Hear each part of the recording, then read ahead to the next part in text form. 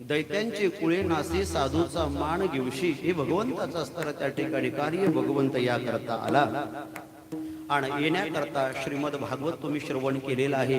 मूळ स्कंदामध्ये सुरुवातीच्या काळामध्ये मनुष्य रूपेची असणारी त्या ठिकाणी कथा, भगवंताची आराधना, त्यांच्यावर भगवंत प्रसन्न आणि त्याच्याकडे त्या ठिकाणी मागितलेली इच्छा का आमच्या पोटी त्या ठिकाणी पुत्र म्हणून तू जन्माला यावं। एक दुसरा भाग असा आहे अंबरीश राजाला त्या ठिकाणी लागलेला शाप आणि हा शाप त्या ठिकाणी पूर्ण करण्याकरता भगवंताला 10 अवतार धारण करावं लागले, गर्भवास धारण करावं लागलं। पुराणामध्ये अनेक कारण त्या ठिकाणी आपल्याला पाहायला मिळतील आणि मग ज्या ठिकाणी येण्याकरता भगवंतानं निवड केली तीच म्हणू आणि शत्रुपा द्वापार युगामध्ये देवकी वसुदेवाच्या रूपाने त्या ठिकाणी प्रगट झाली आणि त्यांच्या पोटी भगवंत जन्माला आला। त्या दोघांचं असताना त्या ठिकाणी लग्न झालं।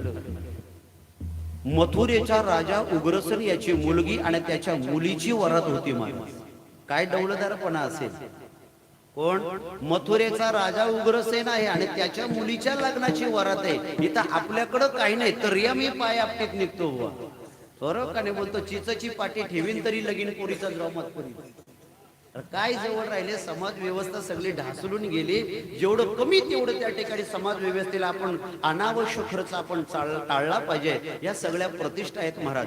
10-15 लाख रुपये त्या लग्नाला खर्च करण्यापेक्षा ते 10-15 लाख रुपये त्या जर दंपत्याला दिलं ना तर त्यांच्या आयुष्याची उपजीविका करण्याकरता तेवढ्यामध्ये त्यांचा रोजगार तयार होईल। समाजाने या गोष्टीची दखल घेतली पाहिजे महाराज। नुसतं फोटो काढून ना फुलं उधळून ना तिथं कॅमेऱ्यावरून काय मिळणार? ती प्रतिष्ठा खोटी प्रतिष्ठा आहे महाराज। समाज आणि समाज व्यवस्था सांभाळली पाहिजे आणि ही समाज व्यवस्था आपल्या असणारे शोक हे आपल्यालाच त्या ठिकाणी म्हणजे आपल्यावरच त्याचा दुष्परिणाम व्हायला लागला आणि ते डौलदार पद्धतीनं राजाच्या मुलीचे असणारे शेवटी परिणाम लग्ना माझी त्या ठिकाणी विघ्न, त्या वरातीत विघ्न झालं। आकाशवाणी झाली, आकाशाची वाणी सांगे सकळाशी, सगळ्यांना त्या ठिकाणी सांगितले माणी भरबसा बोलण्याचा कौसाला सांगितला रे माझ्या बोलण्याच्या असणारा काय असणार तिचं म्हणणं आहे। देवकीच्या गर्भा येईल भगवान, देवकीच्या पोटी त्या ठिकाणी देव येईल आणि तो तुला त्या ठिकाणी मारेल। असा कोणता मामा आहे का भाच्याच्या हातून मरायला तयार आहे? उलट बहिणी जिवंत आहेत ना त्यांचाही मृत्यूपत्र तयार करून मोकळे झाले असे मामा आहेत बुवा।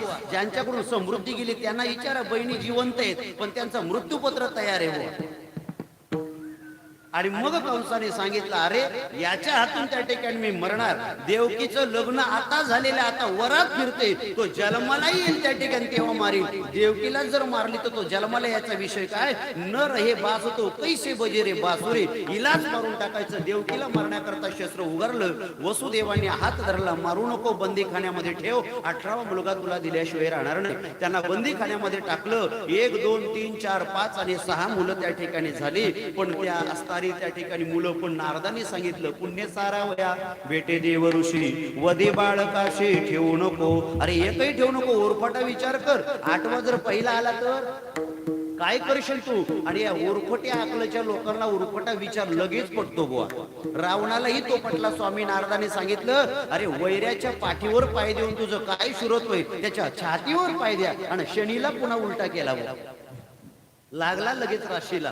आजही तशीच लोक आहेत। उरपाट सांगले ना का फुलं पण उधळतील बुवा आमच्यावर। घरही पण आम्हाला मठात द्यायला बसलेत लोक, पण त्यांना उलट सांगलं पाहिजे। आता तो धंदा आपल्या तुंगेश्वराची परंपरा नाही महाराज, म्हणून ती परंपरा नाही आपल्या जीवनामध्ये, साधूच्या जीवनामध्ये तो भाव त्या ठिकाणी नाही। आणि निश्चित त्या कंसाला उलट सांगितलं, त्याने सगळी पोरं मारली महाराज। 6 पोरं मारली, 7वा गर्भ त्या ठिकाणी राहिला। 7वा तो गर्भ योग माया नेत नेऊन गाली तर रोहिणी उदरी, रोहिणीच्या उदरामध्ये त्या ठिकाणी गर्भ टाकला। कंसाला वाटलं बघ माझ्या भीतीनं 7वा घाबरला। आता तो घाबरला होता का? अरे तो त्याचं प्लॅनिंग करत होता, आता पुढचं प्लॅनिंग काय आहे म्हणून बुवा। आणि मग ज्या वेळेला 8वा आला, देवाने सांगितलं 8व्यांदा देवकी गर्भवती राहिलेली आहे।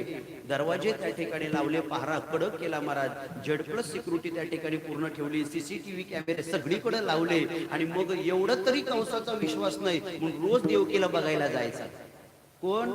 पहारेकऱ्यांच्यावर विश्वास नाही बुवा, सेवेकऱ्यांच्यावर विश्वास नाही। कधी जागा देतील मागच्या त्या ठिकाणी मारील आणि पुढचं म्हणेन कोणी अंगवायचं। असं कोणी इंदिरा गांधी मेली बुवा।